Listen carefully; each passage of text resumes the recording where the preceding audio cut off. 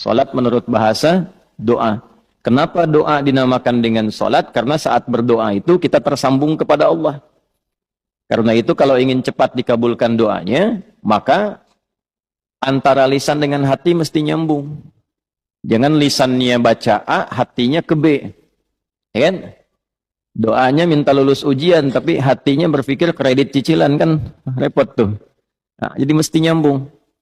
Oleh karena itu dalam sholat dilatih tersambung dulu, sehingga seluruh bacaan terkoneksi, doanya terkabul. Itu yang menjadikan seluruh nabi dan rasul itu diperintahkan sholat, dan dalam sholat mereka berdoa.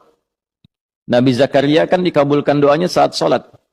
Hunalika da'a Zakaria rabbah qala rabbi habli min ladunka dzurriyyatan thayyibah innaka sami'ud du'a fanadathu al-malaikatu wa huwa qa'imun yusalli fil mihrab anna Allah yubashshiruka bi Yahya. Quran surah ketiga Ali Imran ayat 38 sampai 39. Ya, Nabi Musa itu saat menerima awal wahyu diperintahkan mengadu pada Allahnya lewat salat. Quran surah 20 ayat 14. Innani anallahu la ilaha illa ana fa'budni wa aqimis salata lidzikri. Nabi Isa itu baru lahir, perintah pertamanya itu salat. Ya. Quran surah ke-19 itu Maryam ayat 31 sampai dengan 33 itu.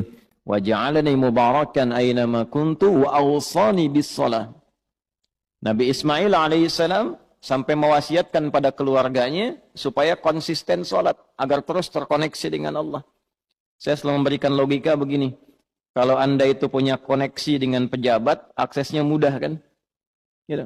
Punya koneksi dengan DKM ini aksesnya mudah ke masjid tuh. Ya.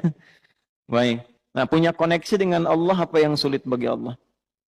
Nah, Nabi Ismail alaihissalam itu mewanti-wanti keluarganya dan meminta, bahkan memerintahkan mereka konsisten menjaga sholat. Itu diabadikan di Al-Quran surah ke-19 Maryam di ayat ke-55. Wa kana ya'muru ahlahu bis-shalah.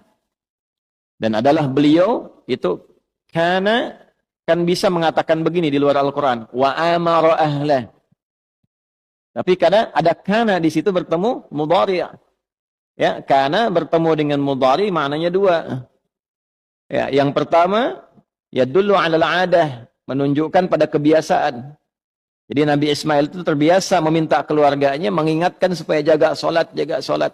Nah, itu bagi orang tua muslim jadi teladan. Orang tua harus punya kebiasaan mengingatkan anaknya supaya menjaga sholat. Nah, karena di situ ahlah itu menunjuk pada setiap personnya. Kan keluarga itu ada 4 dalam bahasa Arab. Ya. 1 ailatun, 2 usratun, 3 alun, 4 ahlun. Tuh. Ailatun sifat saling mendukung dari kata aul. Kalau sudah berkeluarga harus saling mendukung, mensupport, mendorong, membantu. Nah, jangan bertikai di lingkungan keluarga. Karena itu pertentangan, perselisihan, permusuhan di lingkungan keluarga itu diantara yang paling tidak disukai oleh Allah dan Rasulnya. Ya, silaturahim itu kan ayat keluarga di An-Nisa ayat pertama yang sering disatukan dalam 3 ayat kan dalam kesempatan Jumat itu. Ali Imran itu, kemudian An-Nisa, satu lagi di surat yang ke-33 Al-Ahzab di penghujungnya, kan? Yang di An-Nisa ayat pertama, ya ayyuhan nasu taqu rabbakumul ladzi khalaqakum min nafsin wahidah wa khalaqa minha zawjaha wa batta minhuma rijalan katsiran wa nisaa wattaqullaha alladzi tasaaluna bihi wal arham. Nah, jadi dan ulul arham itu kan yang pertama keluarga inti. Menyambungkan arham, menyambungkan silah. Ya, terkoneksi dengan kuat di antara bagian keluarga itu bagian dari ketakwaan. Mafhum mukhalafahnya Pak? Ya, mafhum mukhalafahnya, pengertian terbaliknya, memutus rahim, memutus hubungan kekeluargaan itu termasuk dari penyimpangan terhadap nilai takwa. Nah, itu mesti hati-hati. Karena itu wasiat para nabi itu sebelum meninggal itu menyatukan keluarganya. Karena itu orang tua dalam hidup satukan, ingatkan sholat. Bahkan sebelum meninggal harus dipastikan itu. Ya, itu ada di Al-Quran surah kedua Al-Baqarah di ayat 132.